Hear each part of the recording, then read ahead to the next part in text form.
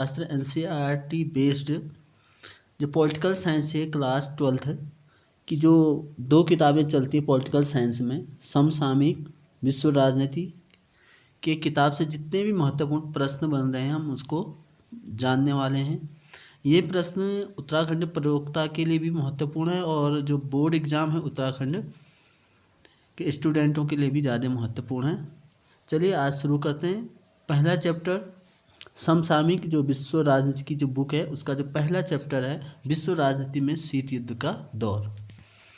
चलिए फटाफट शुरू करते हैं। पहला प्रश्न है शीत युद्ध की शुरुआत कब से मानी जाती है? तो शीत युद्ध की शुरुआत 1945 के बाद मानी जाती है। अगला है कौन से दो गुटों के बीच शीत युद्ध चला था? तो ये चला था अमेरिका और सोवियत संघ रूस के बीच। अगला प्रश्न देखते हैं निम्नलिखित में कौन शीत युद्ध के परमाणु कारण रहे हैं?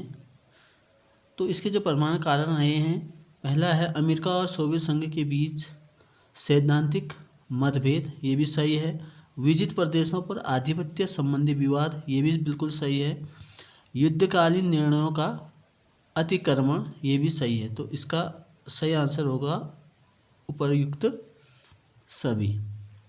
अगला प्रश्न है सोवियत संघ रूस में साम्यवादी शासन की स्थापना कब हुई?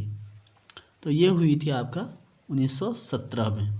अगला प्रश्न देखते हैं लाल सेना निम्नलिखित में किस देश की सेना को कहा जाता है?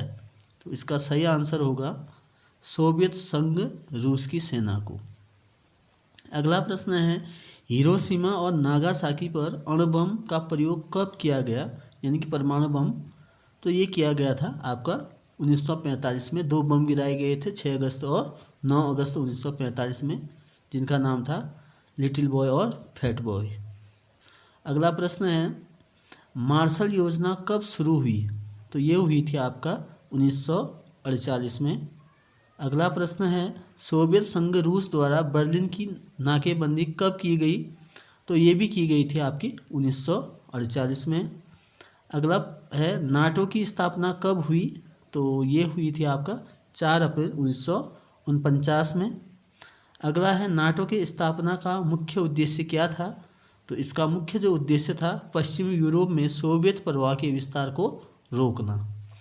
अभी भी यूक्रेन रशिया का युद्ध चल रहा है तो इसमें नाटो का हस्तक्षेप देखने को मिल रहा है। तो इसका मेन उद्देश्य वही था कि पश्चिमी यूरोप में सोवियत प्रभाव के विस्तार को रोकना। अगला प्रश्न देखते हैं नाटो के स्थापना के समय कितने सदस्य देशों ने हस्ताक्षर किया था? जो शुरुआत में ये कितने देश थे? तो उस वक्त थे ये 20, वर्तमान में अभी नाटो के 30 देश हैं। अगला प्रश्न है चीन संयुक्त राष्ट्र संघ का सदस्य कब बना? तो ये बना था आपका 1971 में। अगला है अमेरिका में वाटर गेट कांड की स्थापना कब हुई? तो ये हुई थी 1974 में। अगला प्रश्न देखते हैं प्रथम यूरोपीय सुरक्षा शिखर सम्मेलन कब हुआ? ये हुआ था 1985 में। अगला प्रश्न देखते हैं क्यूबा के मिसाइल संकट के समय सोवियत संघ के प्रधानमंत्री कौन थे? तो ये थे निकिता ख्रुश्चेव। अगला है मार्शल योजना क्या थी? तो मार्शल योजना थी यूरोप के देशों को पुनर्निर्माण हेतु अमेरिकी सहायता। अगला प्रश्न है नाटो से संबंधित कौन सा विकल्प सही है? तो इसमें कौन सा विकल्प सही है? तो इसमें है उत्तर अटलांटिक संधि संगठन। अगला प्रश्न है किस देश के प्रभुत्व से एक ध्रुवीयता का कायम हुई थी? तो ये था अमेरिका। अगला है संयुक्त राष्ट्र संघ के स्थापना से संबंधित निम्न में से कौन सा विकल्प सही है? तो कौन सा विकल्प सही कह रहा है? अगला पहला है अंतर्राष्ट्रीय जगत में शांति सुरक्षा एवं सहयोग के संयुक्त राष्ट्र का गठन, ये बिल्कुल सही है। आने वाली पीढ़ी को युद्ध की विभीषिका से बचाना, ये भी बिल्कुल सही है। राष्ट्रों की संप्रभुता की रक्षा, ये भी सही है। तो इसके 3 के 3 आंसर सही है। तो ऊपर ये हो जाएगा उपर्युक्त सभी। अगला है हेलसिंकी भावना का संबंध निम्न में से किससे है? तो ये था यूरोपीय देशों के आर्थिक विकास से।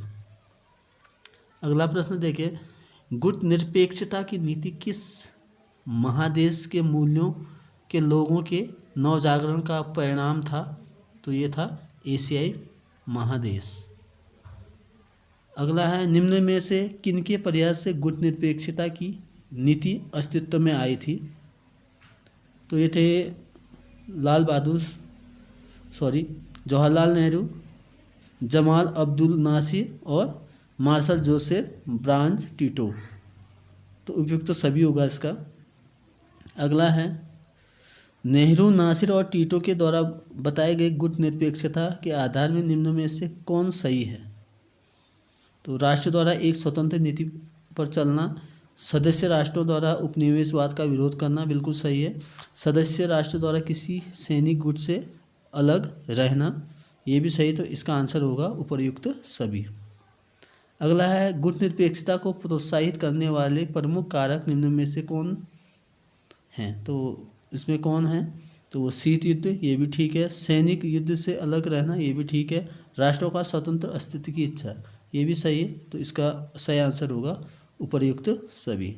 अगला प्रश्न देखते हैं, अमेरिका ने 1970 तक किस साम्यवादी देश को संयुक्त राष्ट्र का सदस्य नहीं बनने दिया? तो ये था साम्यवादी चीन को। अगला प्रश्न है, निम्नलिखित में शीत युद्ध का सबसे बड़ा प्रतीक कौन था? ये था बर्लिन दीवार का खड़ा हो जाना। अगला प्रश्न है, दूसरा विश्व युद्ध कब से कब तक चला? तो ये चला था आपका 1939 से लेकर 1945 तक। अगला है, 28 क्यूबा मिसाइल संकट के समय अमेरिका के राष्ट्रपति कौन थे? तो ये थे जॉन एफ कैनेडी। तो ये थे महत्वपूर्ण पहले पार्ट के महत्वपूर्ण MCQ. Thank you watching for this video. अब अगले पार्ट में हम लेकर आएंगे जल्दी ही।